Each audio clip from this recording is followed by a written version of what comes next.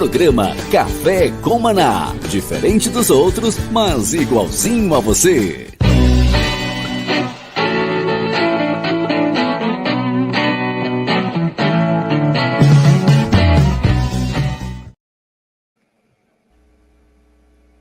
Shalom a todos os nossos ouvintes que estão em todo o Brasil. Deus possa abençoá-los poderosamente, que a mão do Senhor, o favor de Deus esteja com cada um de vocês. Como é que vai, Bispo Hugo? Tudo certo? Tudo bem? Bom dia, Bispo Robson. Por enquanto, nós dois aqui, né? Pois é, hoje é nós dois aqui. Paulo em voo agora, né? Voando para Brasília, ambos.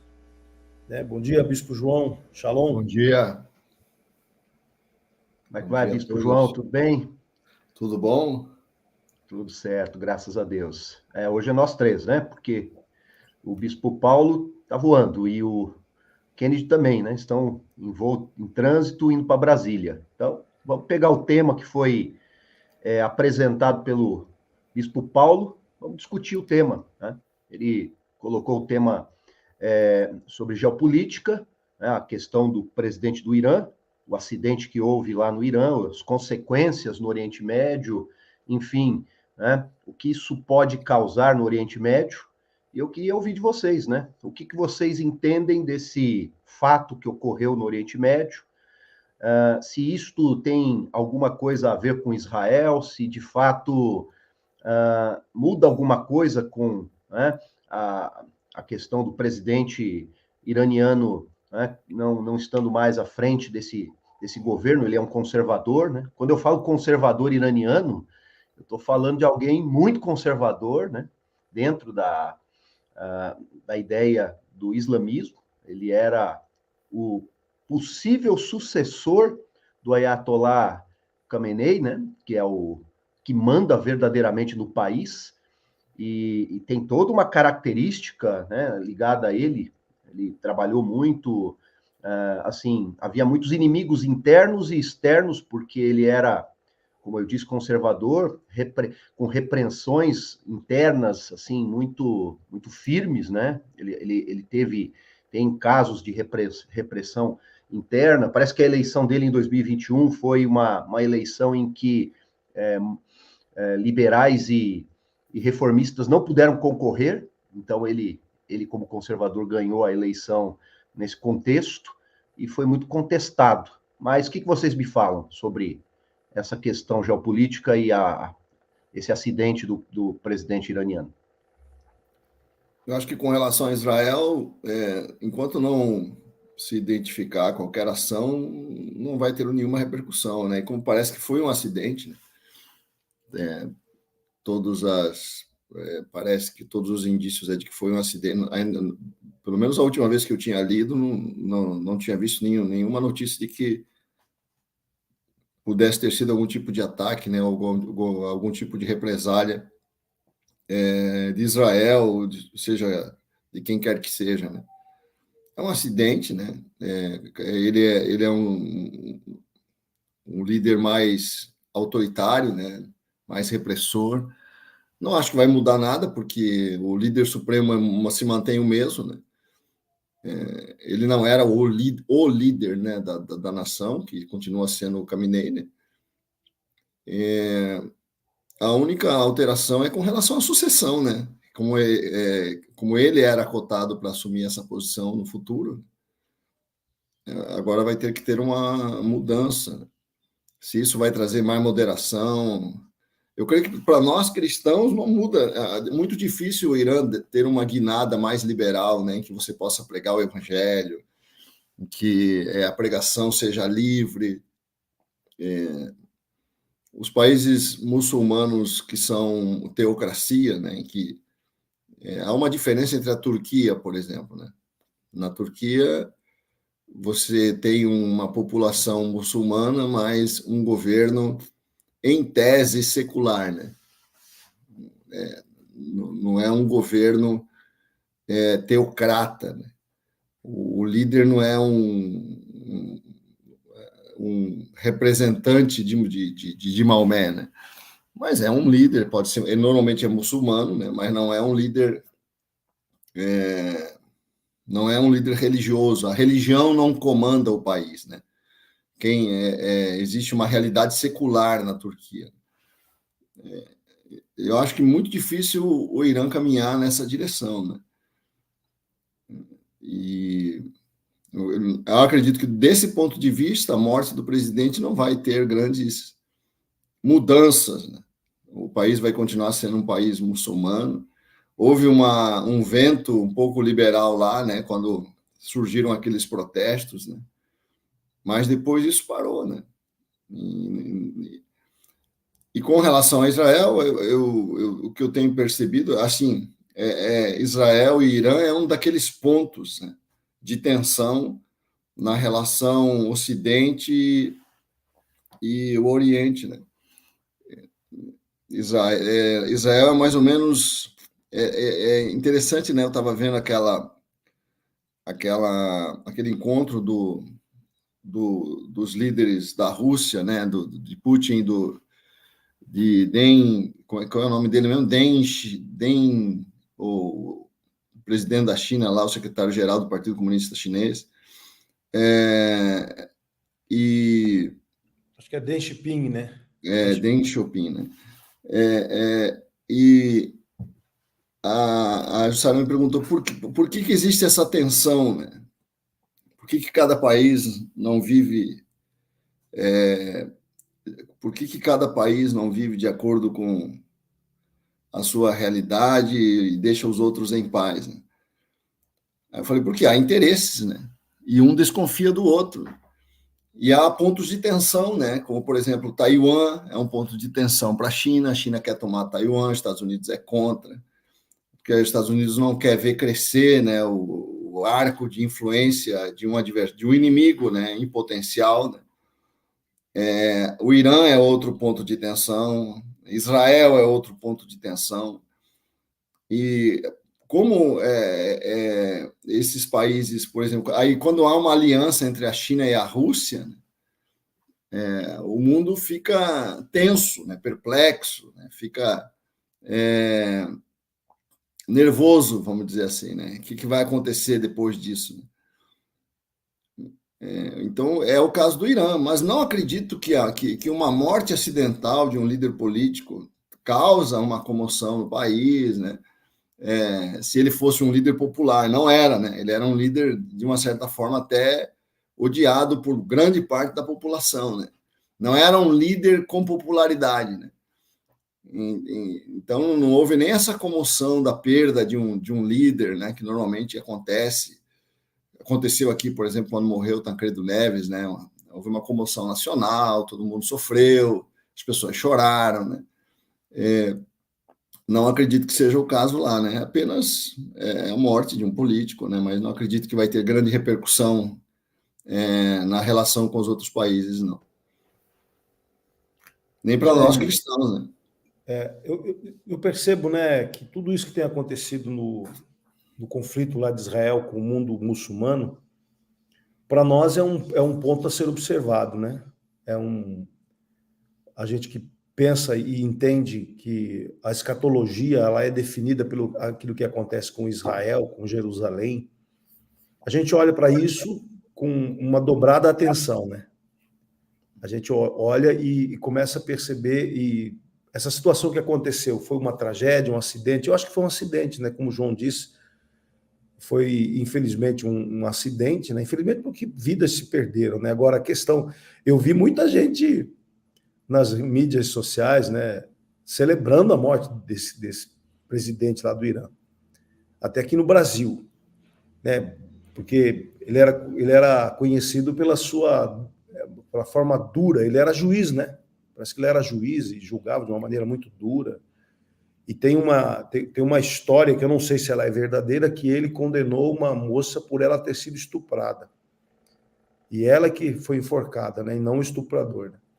Então, não sei se essa história é verdadeira, está nas mídias sociais, que são histórias que se contavam sobre esse presidente. Então, fogos de artifício que foram... Né, muitos jogaram fogos de artifício para o ar e quando souberam da morte dele lá no Irã, dentro do Irã, né, fogos de artifício. Então, tudo isso nos revela realmente um mundo em conflito, um mundo confuso, um mundo que,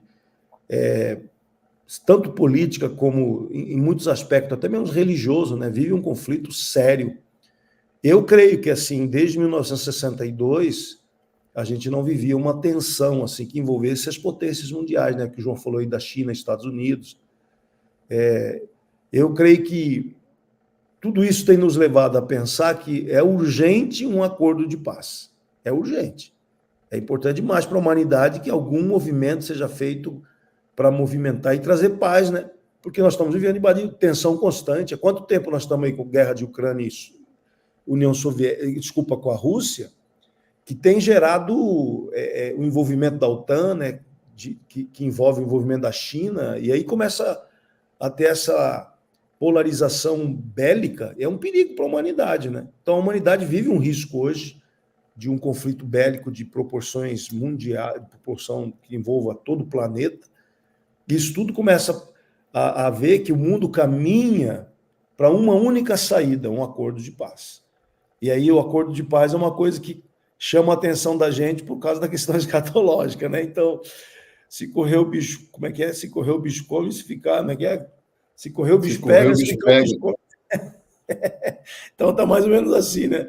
Quem tem a visão escatológica, né? Que acredita lá em Daniel 9, 27, que fala de que o príncipe vai fazer a paz com Israel, né?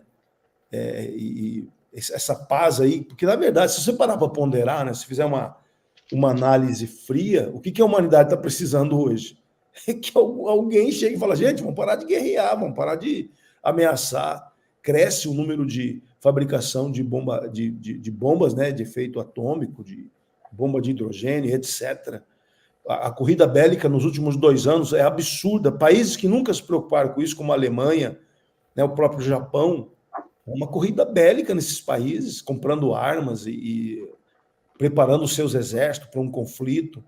Então, nós vivemos um ambiente hoje escatológico, né, assim, para quem crê nisso. Eu sei que o João é um pouco cético em relação a isso, mas eu olho para tudo isso e eu percebo que esse acordo de paz, que vai ser um sinal sério para a gente, nem todo acordo de paz que surgir será o acordo de paz de Daniel 9, né? Que fala ali de um acordo de paz que seria o pontapé inicial para os últimos 7 anos, né?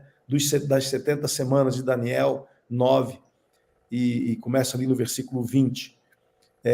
Mas necessariamente teve um acordo de paz em 88, né? Entre Israel e a Palestina, com o Arafat, eu acho que Israel Rabin, acho que é isso o nome do primeiro-ministro israelense. Ele que fez o acordo de paz com o Arafat. Isaac Rabin, Arafat era da Palestina, Yasser Arafat e Isaac Rabin. Muita gente achou que era aquele o acordo, e muita gente já foi construir casa no mato. Foi engraçado em 88, viu, gente? Foi meio cômica a coisa. Mas hoje a gente sabe que aquilo foi apenas um acordo de paz, não foi aquele acordo de paz. Só que aquele acordo de paz envolveu apenas a Palestina e Israel, né? Foi celebrada no Egito e etc. Agora, hoje, nós vemos um conflito de proporções mundiais. Não é um conflito apenas regional ali, porque os Estados Unidos está muito envolvido, a China, a Rússia, né? Está todo mundo envolvido no conflito lá do Oriente. E ainda mais a guerra da Ucrânia, que vem ser mais um fator de conflito nas potências, onde a Rússia se sente ameaçada pela OTAN. A OTAN não está fazendo caso nenhum de ser mal interpretada. Ela está cada vez avançando mais, fazendo aliança com países fronteiriços à Rússia. Isso vai gerando uma tensão mundial e vai produzindo toda essa corrida armamentista, né? Então, eu creio que a morte do presidente do Irã leva-nos a ponderar tudo isso, né? Fazer essa leitura total e olhar. E aí, Robson, o que você acha? A gente caminha para o fim ou não acha? O que você acha? Olha só, eu vou pegar até o versículo que o senhor acabou de mencionar, Daniel 9, né? Ele está falando das 70 semanas. Exatamente isso aqui, ó. Depois das 62 semanas, será cortado o ungido, não será mais, e o povo do príncipe, aqui começa a parte que comentou, né? Que foi comentado, e o povo do príncipe, que há de vir, quer dizer, uma coisa futura, destruirá a cidade e o santuário. O seu fim será como uma inundação. Até o fim haverá guerra e estão determinadas desolações. Ele confirmará uma aliança com muitos por uma semana. Na metade da semana fará cessar o sacrifício e a oferta de cereais. E sobre sobre a asa das abominações virá o assolador, até a destruição determinada, a qual será derramada sobre o assolador. Eu tive, assim, eu tenho um amigo, foi pastor aqui em Jandira, né? Pastor Haroldo, o bispo Hugo conhece bem. Ele escreveu um livro sobre esse assunto, né, de escatologia. E ele divide esse versículo aqui em duas questões. Ele mostra que o príncipe da aliança é diferente do assolador. Muita gente que estuda escatologia coloca o anticristo como a mesma figura, o príncipe junto com o assolador, como se fosse a mesma pessoa. Ele não, ele divide. Então ele diz que vai haver uma pessoa muito importante, que vai produzir essa aliança de paz e vai conseguir reunir muitos para que essa aliança seja feita. Quando a Bíblia fala uma semana aqui, são 7 anos, é uma semana de anos, não é semana de dias. Então, são 7 anos, e no meio dessa semana de 7 anos, quer dizer, em 3 anos e meio, vai ser quebrado a aliança, e aí vai vir o assolador. O assolador é o anticristo. Aí, olhando para esse contexto, aí eu vou fazer vou entrar nas teorias da conspiração, né?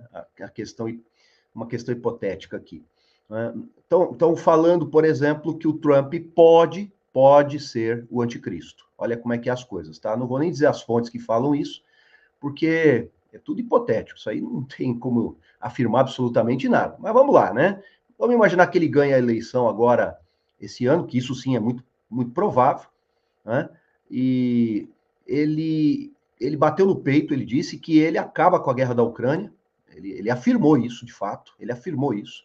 E também imagino que ele vai interferir fortemente na guerra do Oriente Médio. Eu entendo que se houver um papel profético para o Trump, ele pode ser o príncipe da aliança. Não acredito, de fato, não acredito que ele seja o anticristo. Se isto for, tá?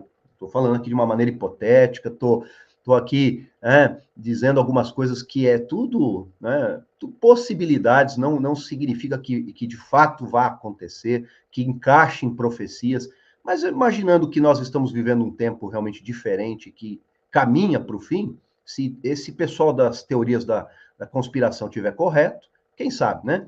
Trump realmente consiga construir alianças. Ele construiu as alianças de Abraão, né, que realmente beneficiaram muito Israel. Ele tem o potencial porque os Estados Unidos detêm o dinheiro. E quem tem dinheiro, né, ele pode sim ser um mediador de paz ali, de alianças que talvez a gente nem imagine que beneficie realmente Israel. Mas aqui tudo no campo da hipótese, tá? O que vocês me dizem? O que você me diz, Bispo João?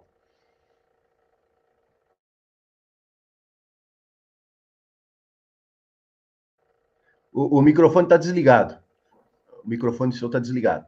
Microfone, João. Eu, obviamente, tenho minhas dificuldades de acreditar, né? Eu acho que nós somos muito condicionados pelo presente, né? Essa tendência de dar muita importância para o momento que a gente está vivendo, né? Já houve momentos muito mais graves que esse que nós estamos vivendo, como a Segunda Guerra Mundial, por exemplo. E não dá para comparar, né, o momento da Segunda Guerra com este, e a Segunda Guerra não foi o momento do fim. E foi celebrada uma paz, e tudo isso foi feito. A Primeira Guerra também foi uma guerra com consequências muito pesadas, né, para a Europa, né, e para o mundo todo, né. E também não houve essas... Então, eu acho toda guerra que surgem essas previsões. Eu acredito que, na verdade, ninguém sabe, né? As pessoas tentam interpretar, adivinhar, e eu não me impressiono com essas coisas. Honestamente, também me preocupo um pouco com isso, sabe? Não é um tema que me cause atração, o tema eu dou uma olhada na escatologia, nas várias interpretações que tem, né, sobre esse tema, Mas não me demoro muito, porque eu já vi tanta gente falar coisas que não se cumpriram durante séculos e séculos, né? Mesmo os apóstolos, né? Os apóstolos que estavam muito mais próximos de Jesus se enganaram com relação a isso. Quanto mais nós, né? Quanto mais nós. Então, agora, não tem como evitar, né, que as pessoas façam esse tipo de especulação, né? Porque faz parte, né, da fé cristã, da fé evangélica, né? Que Jesus vai voltar, né? A gente só não sabe quando, né? Em que momento isso vai acontecer. Está dentro do credo, né? Faz parte do credo cristão, do credo evangélico, do credo católico, do credo dos apóstolos, que Jesus vai voltar para julgar os vivos e os mortos, né? Agora, o momento como Jesus mesmo disse, né? Ninguém sabe, só o Pai, né? Nós podemos ficar administrando e como é que eu quero falar? Tentando interpretar esses sinais, né? Mas a história mostra que os intérpretes normalmente erram sobre isso. Se a gente der uma olhada, né, nesses 2000 anos de história, né, já houve muitas voltas de Jesus interpretadas, né? E eu, assim, por conta dessa multidão, vamos dizer assim, de interpretações equivocadas, eu comecei a me preocupar com outras coisas na pregação do Evangelho do que com escatologia. A única diferença que eu vejo, João, do tempo da Primeira Guerra, da Segunda Guerra, são os sinais previstos em Lucas 21 e Mateus 24. Porque eu acho que o grande sinal pós-Segunda Guerra foi o estabelecimento do Estado de Israel. Então, a tese de que Israel não importava mais, que agora Israel é a igreja, ficou meio que em xeque, né? A tese, que claro que muita gente até hoje acredita nisso, mas quando você percebe o ressurgimento do Estado de uma maneira sobrenatural, e hoje quando a gente vê Israel sendo perseguida, né, na dimensão que está sendo o antissemitismo voltando, como está voltando agora, nós vivemos um tempo diferente depois do restabelecimento de Israel. Depois que Israel retoma a posse de Jerusalém, outro sinal em 67, né? E Israel volta a ser centro da atenção da política, da geopolítica mundial. Então, tudo isso leva a gente a perceber que esses sinais foram muito fortes, né, na história da humanidade. Além desses sinais, a gente não vê um outro grande sinal, né? Porque sinais nos céus sempre acontecem. Tem sinais nos céus, tem eclipses, cometa. Agora, o ambiente na Terra anticristão. Então, nós vivemos todo esse tempo que você falou aí, Primeira Guerra, Segunda Guerra, 2000 anos, onde o cristianismo ele fez ele foi escalando na influência na sociedade. Só que de 2000 para cá, nós vivemos vamos dizer assim, uma queda da influência do cristianismo no mundo ocidental. Um refluxo. A gente vê... Então, a maré reflui, né? Esses sinais me chamam a atenção, principalmente o restabelecimento da nação de Israel. Eu creio que esse foi o grande sinal que chama a atenção daqueles que estudam escatologia, né? E como Israel tem se tornado importante para a humanidade. Né? Hoje Israel é falado no mundo inteiro, o mundo inteiro fala de Israel. Né? Então não é mais uma nação... E se você vai ver o tamanho de Israel, cara, é impressionante. Você consegue viajar de ônibus um dia em Israel. Né? Você passa por todo o estado de Israel. É um estado... o tamanho de Sergipe. Né? É o tamanho do menor estado do Brasil, que é Sergipe. Se você parar para ponderar isso, você fala, poxa, por que essa nação tão pequenininha, com um povo tão perseguido, né, tem tanta relevância para a humanidade? O que acontece com essa nação? E aí a gente volta para a Bíblia, né, voltando... que todo o aspecto escatológico gira em torno de Jerusalém e de Israel. E aí a gente vendo a volta dessa importância para a humanidade, então até a Segunda Guerra Mundial, Israel nem existia. Não existia nação de Israel. E depois da Segunda Guerra, exatamente por causa da perseguição sofrida dos judeus por Hitler, há um movimento no planeta de compaixão em relação aos judeus, que nunca houve, né? Nunca havia tido mais. E agora, por causa de 6 milhões de mortes, há um movimento para restabelecer Israel como nação. Então, esse é o único diferencial, né, João, que a gente pode destacar nos últimos 70 anos. Ô, Bispo Hugo, olha só, Isaías 66, 8 e 9. Quem viu coisa semelhante? Pode acaso nascer uma terra num só dia? Ou nasce uma nação de uma só vez? Pois Sião, antes que lhe viessem as dores, deu à luz a seus filhos.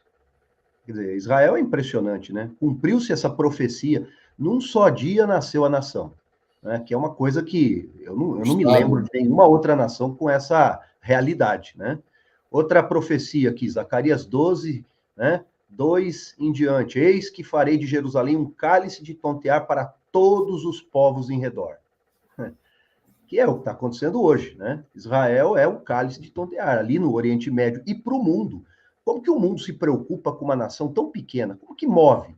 A guerra da Ucrânia, que vem arrastando por anos, que envolveu a OTAN, envolveu a Europa e tudo mais, claro, teve a sua, e tem ainda, né, a sua importância, mas quando entrou a guerra no Oriente Médio de Israel, parece que o negócio tomou outra proporção. Vocês concordam ou não? Foi um negócio único, né? As nações, os povos, a China, até a Rússia parece que esquece um pouquinho da própria guerra e do próprio problema criado e começa a opinar e começa a entrar nessa história do que está acontecendo no Oriente Médio. Interessante isso, né?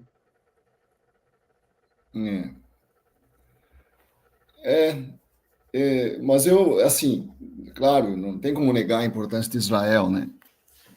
Não tem como negar, até porque é uma cabeça de ponte ocidental num lugar tomado pelo Oriente, né?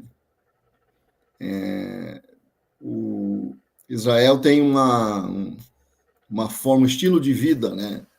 E um estilo de governo que contrasta com tudo que acontece ali no Oriente Médio, né? Porque é uma democracia, é um país liberal, né? Você tem a liberdade ali de todos os aspectos da vida humana, né? Não há perseguição a ninguém, né? Por conta do seu estilo de vida, existe existe liberdade de expressão, coisa que você não vai ver no Oriente Médio em geral, né?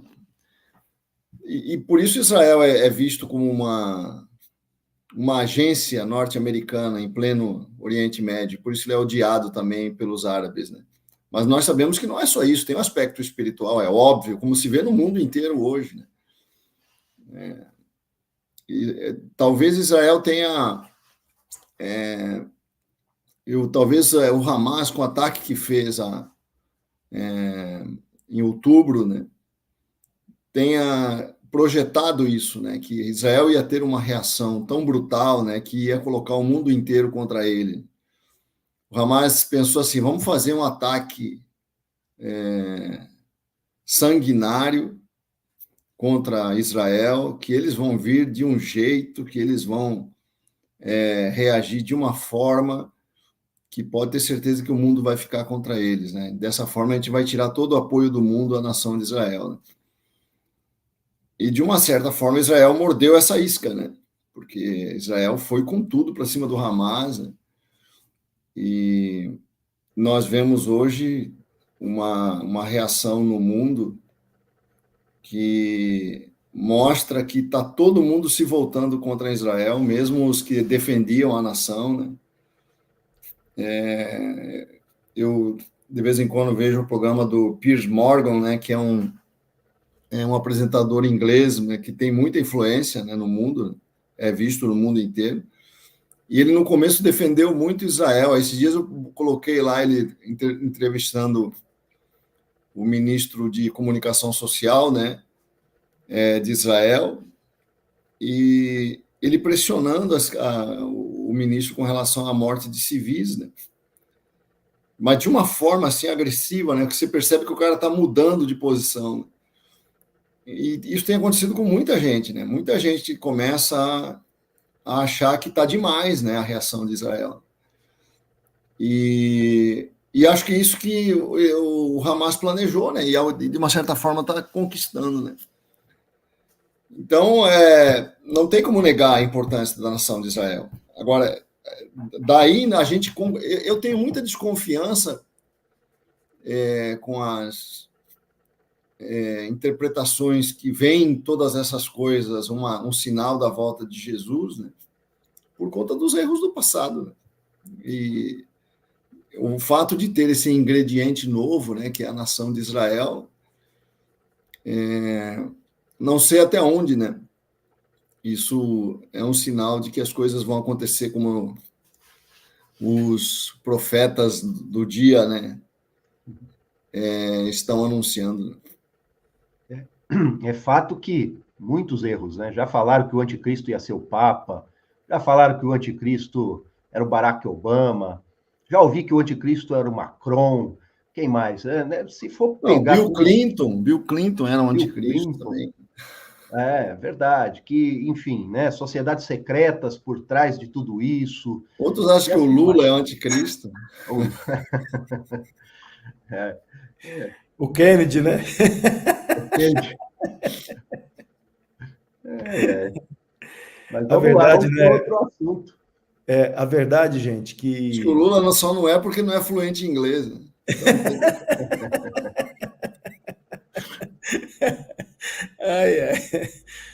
Gente, a verdade é que a gente vive um tempo muito...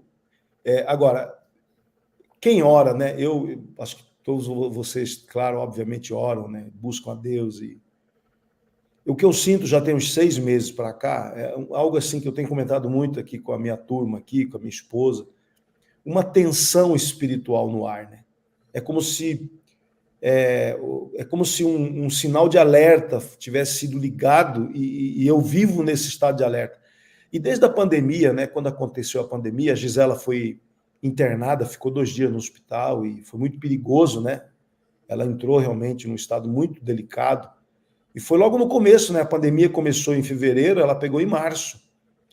E a gente, poucas informações sobre a doença, a gente muito preocupado. E eu em casa, assim, sozinho, minha mulher no hospital. Rapaz, bateu assim um temor, né? Uma coisa séria no meu coração. E eu lembro bem, exatamente naquele dia que a Gisela estava internada, eu orando, né, de joelhos no meu quarto, assim, clamando a Deus pela vida dela, eu percebi que algo dentro de mim parece que deu uma virada, sabe? Espiritualmente falando. Alguma coisa foi uma coisa meio... É uma coisa meio pessoal, subjetiva, né?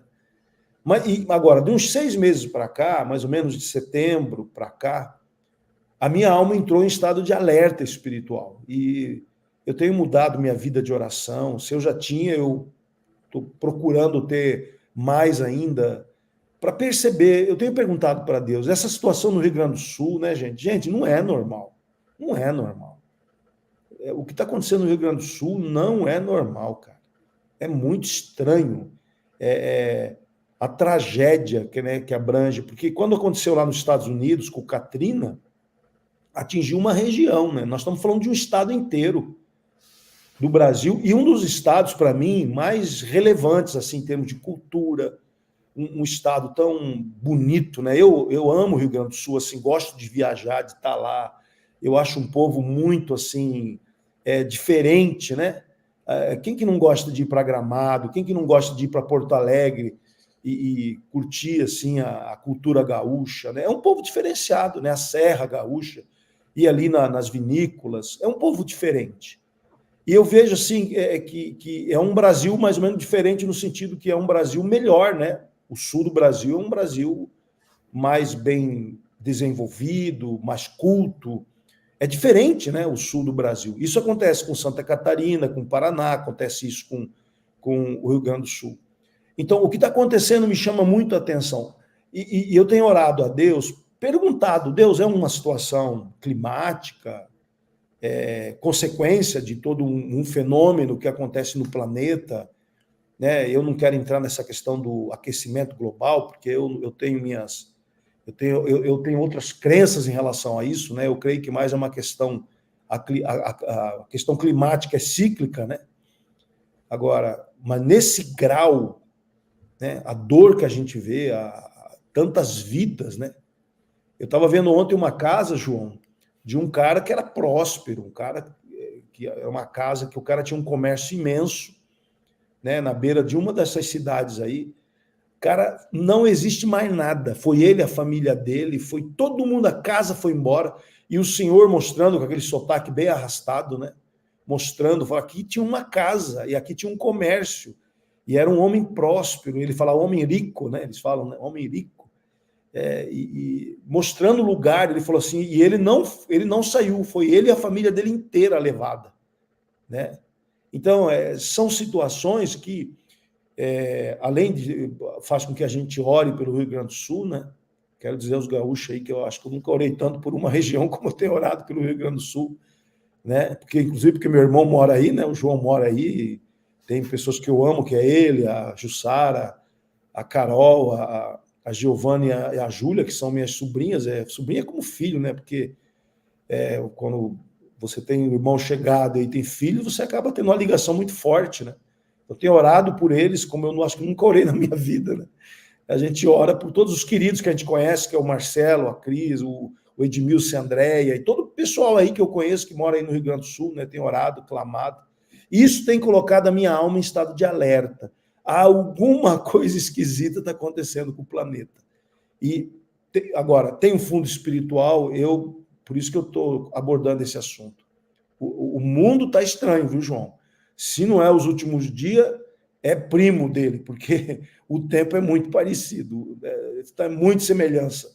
Quando você olha para as duas caras assim, fala, nossa, cara um do outro, né?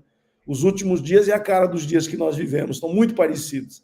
Né? Claro, está faltando a reconstrução do templo de Israel, está faltando esse acordo de paz, está faltando algumas coisas, né? O evangelho ser pregado a todas as nações, tem algumas coisas aqui que estão faltando, não é mesmo? Mas a gente olha, tem muita coisa parecida, né? Você olha assim, nossa, o cabelo, a testa, né?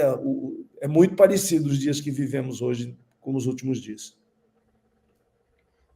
Olha eu só, queria entrar num... Deixa eu colocar só o pessoal no YouTube aqui, só dar um bom dia, né, a todos que estão conosco no YouTube. Nosso canal no YouTube é Café com Maná. O Clécio, ele colocou aqui, olha só, né? Ele colocou assim, pode ter sido um acidente, ele está falando lá do presidente iraniano, mas não mexa com o povo de Israel, que é como a menina dos olhos de Deus. Bom dia também para a Márcia, né, tá dando a paz do Senhor aqui, o Rafael Bastos, o Kleberson, os nossos ouvintes, que bom, né, que estão conosco. A Sinara, né, que sempre está aqui com a gente, né? Sinara é ovelha tua aí, né, João? O Giovan Felipe, eu vi que o Omar, que é aqui da ZN, um abraço, Omar, Deus abençoe. A Carla Gasparotto, e tem mais gente, o Kennedy está conectado com a gente aqui, ó. Abração ao Kennedy, ele está lá no aeroporto. Tá no aeroporto, né? E está aqui falando várias, e a Márcia, né? É isso aí, gente. E o Kennedy são sinais, Kennedy, né? São sinais, é isso aí, sinais. Se são sinais dos últimos dias, veremos, né? Brevemente a resposta será dada pelo próprio tempo. Fala. Eu queria abordar um tema aqui que eu estou vendo de uma entrevista que o Papa deu ontem, mudando um pouco não deixando de falar, né, na situação de hoje, né, de como o mundo está diferente, né? O Papa deu uma entrevista ontem que causou muita polêmica, que foi nos 60 Minutos, né, na TV CBS americana, né, que é uma TV aberta lá, muito nacional, com muita influência no país. Né? E a repórter perguntou, né, sobre algumas coisas, né, sobre a situação do mundo e tal, né? E o Papa fez uma declaração que gerou uma polêmica no sentido de que o homem ele é fundamentalmente bom, né? Tem que ter, apesar de tudo que está acontecendo, nós temos que crer que as coisas vão se ajustar, diferentemente dos apocalípticos. Ele não foi muito apocalíptico, né, na interpretação das coisas, e acabou fazendo uma declaração muito interessante para um líder cristão, né? Um homem que lidera a Igreja Católica no mundo, né? Ele falou o seguinte: você vê mães heróicas, homens heróicos, homens que têm esperanças e sonhos, você olha para o mundo, vê mulheres que olham para o futuro. Isso me dá muita esperança. As pessoas querem viver, as pessoas estão seguindo em frente. E as pessoas, aqui foi o ponto que gerou a controvérsia, né? As pessoas são fundamentalmente boas. Somos todos fundamentalmente bons. Existem alguns bandidos e pecadores, mas o coração em si é bom. É interessante isso, né? Uma vez eu estava vendo uma entrevista de dois debatentes, né, sobre essa questão do pecado na vida humana, da administração do desejo e essas coisas, né?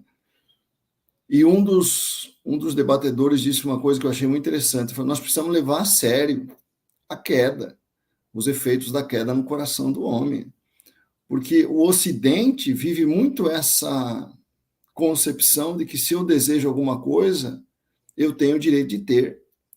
Se eu desejo determinada coisa, para eu ser feliz, eu tenho que ter aquela coisa. Se eu não tenho, eu sou infeliz. E aí ele disse, nós precisamos levar mais a sério o efeito da queda no nosso coração. O coração do homem não é fundamentalmente bom, né? E é estranho que o Papa diga isso, porque isso vai numa linha... humanismo, né, João? Isso é humanismo, não é não? Eu fico impressionado, né? Porque ainda que ele não tenha querido negar, né, a doutrina do pecado original, né? Que a doutrina do pecado original não significa que houve um pecado na origem. A doutrina do pecado original significa que o pecado original afetou todos nós, né? Aquilo que Calvino chamava de total depravação, né? Não é que o ser humano seja totalmente depravado, né? Mas que os efeitos da corrupção do pecado afetam o homem por inteiro, todas as suas faculdades, suas emoções, a sua razão, a sua vontade. Não há nada que não sofra o efeito da corrupção do pecado, né? Nós somos fundamentalmente perigosos, na verdade, não fundamentalmente bons. É claro que a gente eu compreendo que você possa até entender que o ser humano ele é uma mistura, né, de luz e sombra, né? Existe em nós um desejo de fazer o bem, como o apóstolo Paulo fala em Romanos 7, né? Mas esse nosso desejo de fazer o bem normalmente acaba no mal, né? Porque se a gente não contar com o auxílio do Espírito de Deus, se a gente não contar com a presença de Deus, o nosso desejo de fazer o bem acaba muitas vezes em frustração, né? Nós não temos esse poder, vamos dizer assim, né? A gente precisa de ajuda, a gente precisa de auxílio. Então, eu acho interessante. O que vocês acham dessa declaração, né? Que está gerando muita controvérsia, muitos estão atacando, né, o Papa por ele negar uma doutrina fundamental da fé cristã, né, com essa declaração. Né? Nós falamos ontem dessa questão de polaridades, né, extremos, e na Igreja Católica é igual, né? Tem os conservadores que seguram e são firmes na doutrina católica, e tem os liberais, e eu penso que o Papa é uma ala mais liberal. Ele tem um discurso, me parece, às vezes, para certos... aquela coisa do político, né? Depende do público, ele tem um discurso. E aí ele quer ser mais agradável, ele quer fazer aquele discurso populista, que torna a igreja mais aceitável e tal. E aí ele vem, né? Ele vem com uma visão diferente, ele vem com uma visão mais liberal, ele coloca um conceito que choca, né? Para quem é conservador na igreja, quem mantém firme as doutrinas da igreja. Aí eu sou conservador e muito conservador. Eu lembro de um pastor que eu ouvi ele ele dizia assim, que Deus não é moderno. Eu tô com esse pastor, viu? Deus não é moderno, Deus não muda seus valores, sua maneira de pensar. Deus é o mesmo, ontem, hoje e sempre. Deus é eterno, né, Robson? Mas será que não é... isso aí não identifica o problema que a gente vive hoje no mundo, né? É uma confusão doutrinária, né, João? É uma confusão. Essa ideia de que o desejo ele é fundamentalmente bom, né? Não, se o ser humano tem um desejo, qual é o problema, gente? Exatamente. Então, muito perigoso. A raiz dessa ideia que hoje está causando, né, toda essa ruptura na cristandade, com relação à ética sexual, por exemplo, né? Você vê a Igreja da África se separando da Igreja da Europa em muitas denominações, né? Por conta dessa questão, né? Porque as pessoas estão cada vez mais liberais, né? Em termos de ética sexual, né? E a raiz disso é isso, né? Não, é o desejo do cara, você vai fazer o que ele deseja, assim, se você frustrar o desejo dele, você vai fazer dele infeliz, né? E o cristianismo não é você satisfazer os teus desejos, é você negar muitas vezes, né, o teu eu, é autonegação, é sacrifício, para você se moldar ao caráter de Jesus, né? Isso tem sido um pouco perdido, né, no cenário cristão, né? Essa ideia de que o cristianismo é muito mais do que eu ser feliz ou eu prosperar, né, queridos?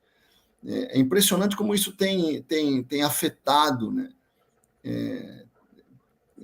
Como sombra, né? Tem iludido. A fé cristã, né? E eu creio que é essa a ideia, né? Se o cara, né? Eu estimular os desejos das pessoas, né? Porque afinal as pessoas são fundamentalmente boas, nosso coração é fundamentalmente, todo mundo é bom, né? E isso é não levar a sério, né, o efeito do pecado no coração do homem, né? É claro que a gente tem que ter cuidado, né? Porque eu e Hugo frequentávamos uma igreja que era exatamente o contrário, né? Eles enfatizavam tanto o pecado que a gente não conseguia fazer nada, né?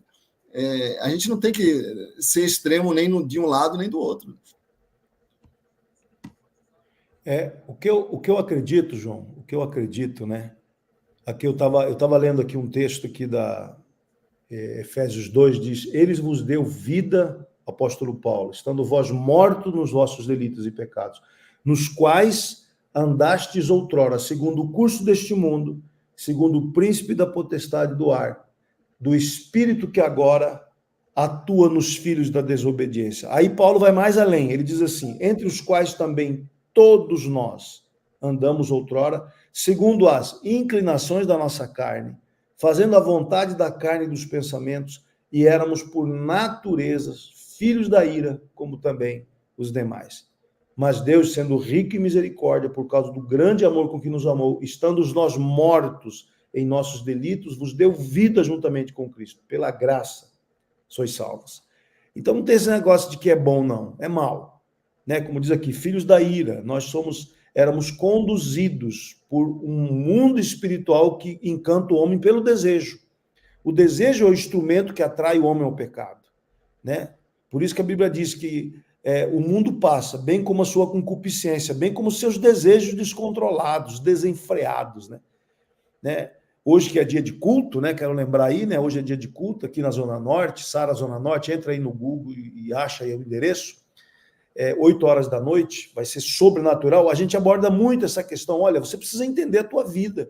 Você tem que ser liberto de toda a escravidão da alma. E Satanás, ele usa muito as questões dos desejos, né, como um direito a ser atendido pelo homem, para escravizar o homem em vícios, escravizar o homem na promiscuidade, escravizar o homem em traições, né? Pessoas que elas se acostumam a romper relacionamentos, elas têm uma prática de rompimento de relacionamento, que é não só relacionamento afetivo, mas relacionamentos profissionais, relacionamento de amizade. São pessoas que estão presas, né, em conceitos malignos. Então, quero declarar que não concordo de jeito nenhum com essa declaração do pontífice, né? E eu creio que o homem é caído e ele precisa de Jesus para ser liberto. Sem dúvida. Todos pecaram. Isso eu aprendi quando criança. Todos pecaram e destituídos estão da glória de Deus. Outra coisa que eu aprendi quando criança. O salário do pecado é a morte. Então, não tem conversa, né? Não tem que lidar com o pecado como pecado. E desejos pecaminosos, aí sim, né? Desejos pecaminosos, desejos desenfreados levam a pecados. E a coisa é complicada, né? Tem consequências. E essa expressão, né, destituídos, é uma expressão muito interessante que a gente às vezes não reflete nela.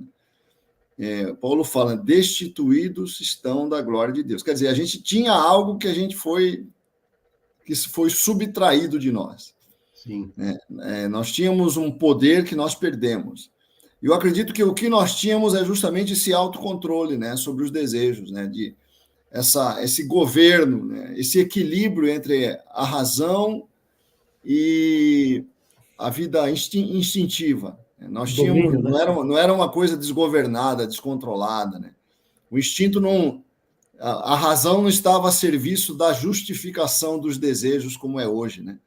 As pessoas usam a sua inteligência não para governar a sua vida com sabedoria, né? Mas usam a inteligência para justificar o seu pecado, né? Para justificar os seus desejos.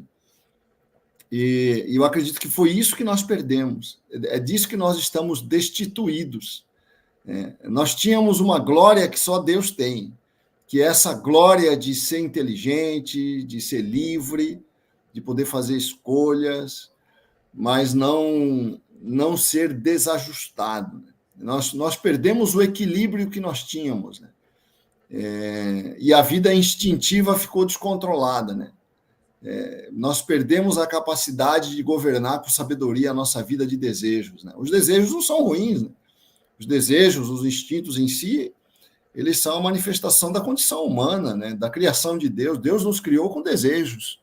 É bom ter desejos, mas eles devem estar a serviço né? A serviço de um propósito. E hoje não é assim, né? Nós é que muitas vezes estamos a serviço dos nossos desejos, né? E é essa glória que nós perdemos, né? Disso que nós estamos destituídos. Acho que acabou o nosso tempo, né? Acabou o tempo na rádio, né? Pode encerrar aí. Um abraço, pessoal da rádio aí. Deus abençoe. Deus abençoe, Denis. A gente vai fechando aqui no YouTube. Programa Café com Maná. Diferente dos outros, mas igualzinho a você. Eu tenho aqui algumas colocações, né? O Kennedy, né? O pastor Kennedy dizendo hoje é dia de culto. O Cleberson Lopes, nem toda nuvem é sinal de chuva, mas é sempre bom se voltar, né? Voltar os nossos olhos para o alto e lembrar que Ele está preparando para levantar e fazendo isso chegará no abrir e fechar de olhos. Aí o Rafael Basto, concordo, bispos, a necessidade de agradar a todos, falando do pontífice, né? Honra torna o discurso de um personagem seguido por milhões questionável. Jesus não agradou a todos, mas pregou a verdade, não negociou os princípios do Pai. O Rafael diz, Thomas Hobbes, o homem e o lobo do homem. O homem é o lobo do homem. E o Kennedy, o que é cristianismo, o que significa, como são os cristãos de hoje, como eram os primeiros cristãos. Né? Então, são vários comentários aqui no YouTube, né? O homem é o lobo do homem, é o estado de natureza de Hobbes, né? Que é aquela ideia de que nós vivíamos antes da civilização no estado de natureza, em que eram todos contra todos, cada um por si, né? E que a civilização veio através da constituição de um poder, que é o poder do Estado, né? Para controlar essa selvageria, né? Nós éramos selvagens, vivia um contra o outro, era guerra de todos contra todos, né? Para isso veio o Estado, né? Para pacificar, nós entregamos parte da nossa liberdade para o Estado para poder pacificar nossas relações. Então essa é a concepção, né? O homem na verdade é o lobo do homem, né? O homem está contra o homem porque cada um quer satisfazer os seus desejos. É muito importante, né, a gente levar os cristãos a pensarem em nossa fé, a pensarem em nossas crenças, a entenderem, né, o poder do Evangelho. Cada dia que passa, o tempo passa, eu me impressiono mais com o Evangelho. Assim, eu vivo deslumbrado, né? Domingo eu preguei sobre a divindade de Jesus, né? E é impressionante a reação do público, né, quando vai ouvindo sobre o fato de que Jesus se apresenta como Deus. Ele mesmo afirma, né? Ele diz, antes de Abraão, eu sou, né? Quer dizer, ele usa o nome de Jeová, ele usa, assim, expressões claras, né, de sua própria divindade. Então, eu creio que é tempo de calçar a fé do povo de Deus, nós que somos pregadores da palavra, né, nós temos uma responsabilidade. Sabe por quê, gente? Porque eu vejo hoje muita gente pregando na internet, gerando dúvida. E quem prega não tem que gerar dúvida, quem prega tem que gerar fé. Eu estou me referindo no sentido da fé na palavra. Mas as pessoas pregam, eu acho que a dúvida que nós temos que gerar é no incrédulo, de que ele está vivendo uma vida errada, de que ele está com crença errada. Né? Agora, para crente, nós temos que gerar fé. Não temos que ficar pregando o que o assembleano crê, o que o presbiteriano crê, o que eu vou ganhar com isso? Eu tenho que pregar para o incrédulo que não conhece a Deus e precisa se reconciliar com ele, por meio de Jesus. Agora, eu vejo muitos pregadores preocupados em ficar dando tiro para outras denominações. Rapaz, eu acho isso uma loucura, né? Mas eu sei que é um dos sinais dos tempos, né? Trairão e odiarão uns aos outros. Né? Quer dizer, vê uma importância em denegrir a forma da doutrina de uma outra denominação. O que eu ganho com isso, gente? O que eu ganho com isso? Então, eu creio que é hora da gente alimentar o povo com a palavra, né? Com a palavra sadia da Bíblia, pregar o evangelho pleno, o evangelho que revigora, que renova e que salva, né? Acho que essa é a nossa missão. Amém, gente? Amém. Amém. Um grande abraço aí a todos. Deus abençoe. Estamos nos despedindo. Amanhã, né? Amanhã voltamos. Amanhã o tema eu já ponho aí para vocês, para a gente já ir pensando no tema de amanhã. Amém? Tá, beleza. Um grande abraço a todos. Grande abraço, Denis.